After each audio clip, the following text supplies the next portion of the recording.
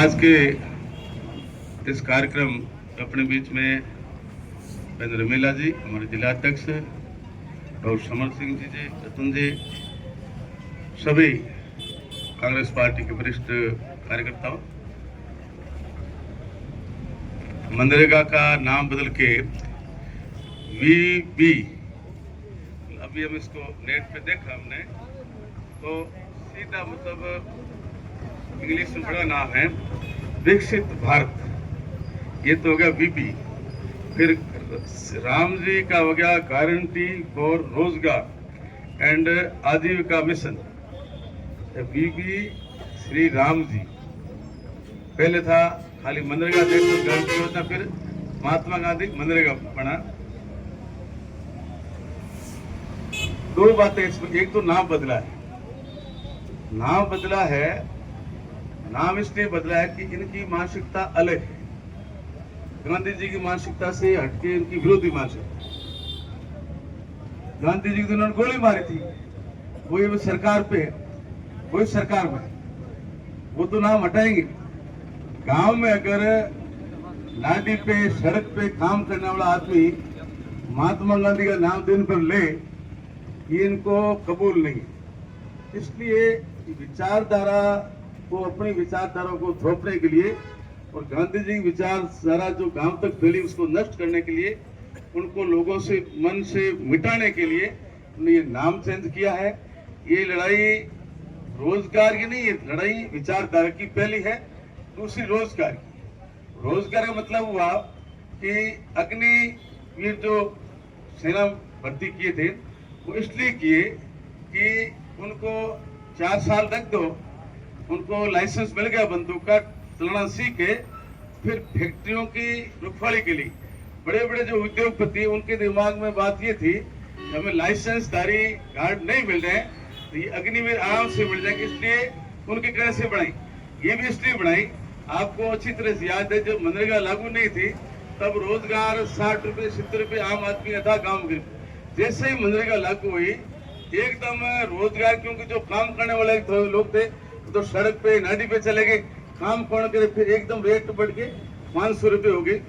अब तीसरी बात इसमें यह है, गत वर्ष नरेगा के अंदर खर्च हुआ था राजस्थान के अंदर 9,500 करोड़ रुपए, इसमें 40-60 का रेशियो इसमें बीवी श्री राम जी रखा है, मतलब 60% भारत सरकार देगी और 40% राजस्थान सरकार देगी, सभी सरकारें देगी।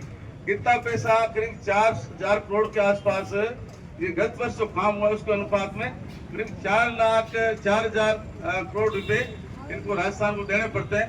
कितने पैसे दें तो राजस्थान के पास में है देने के लिए, नई ये योजना फलीभूत की नई योजना आगे बढ़ी। 6 महीने का इन्होंने अवधि रखी है, 6 महीने के अंदर इस योजना को लागू करना पड़ेगा। आप लोग इस सरकार बनने के बाद महसूस कर रहे हो, जो मनरेगा से जुड़े हुए महसूस कर रहे हैं कि पहले तो खाली हाजिरी भरी जाती थी, फिर उन्होंने कहा कि मोबाइल से हाजिरी भरो, तो लोगों ने मोबाइल से हाजिरी कहीं कैसे भर दी, फिर कहा नहीं हाजिरी जाते वक्त भी भरो, रवाना होते वक्त भरो, तो बड़ा टेढ़ा काम था, इसलिए मनरेगा थोड़ा कम चल रहा था।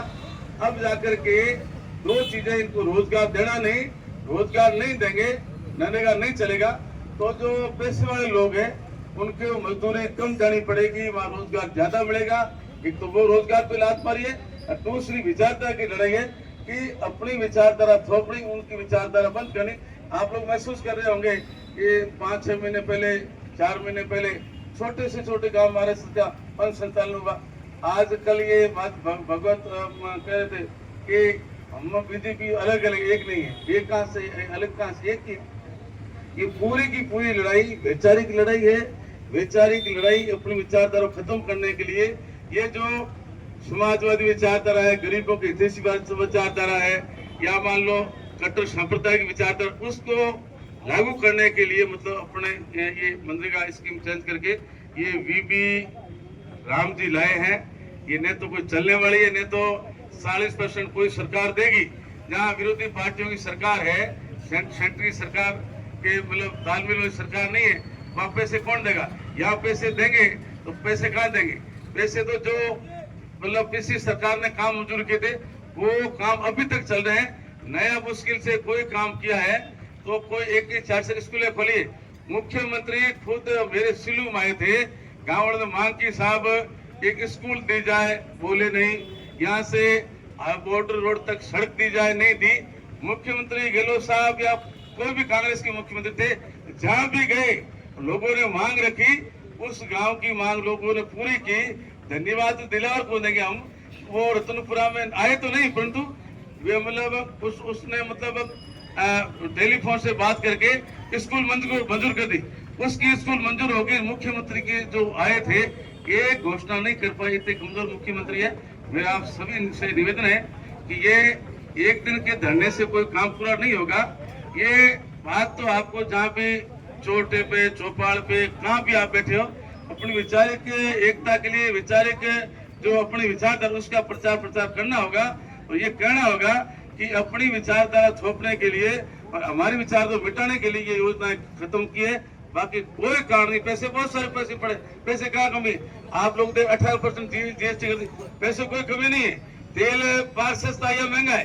तेल जो रूस से आ रहा है वो केवल मात्र $40 बैरल आ रहा है, $40। और यहाँ मतलब $60 के साथ बेचा जा रहा है। कंपनी बेच रही है, कंपनी प्राइवेट लोग भी कमा रहे हैं और भी सरकार भी कमा रही है। कोई पैसों की कमी नहीं है।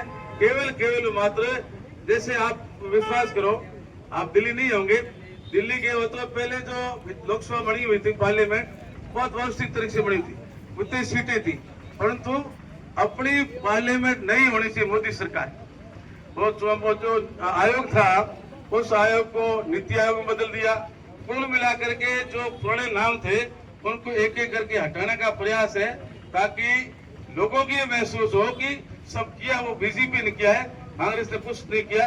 इस बात को प्रभावी ढंग से लागू करने के लिए स्कीमें बदलने हैं और जो संस्थाओं के नाम बदलने हैं, नई संस्थाएं खड़ी करें, ताकि आने वाली पीढ़ी केवल मात्र हमारे किए हुए काम देखे। धन्यवाद। जय हिंद।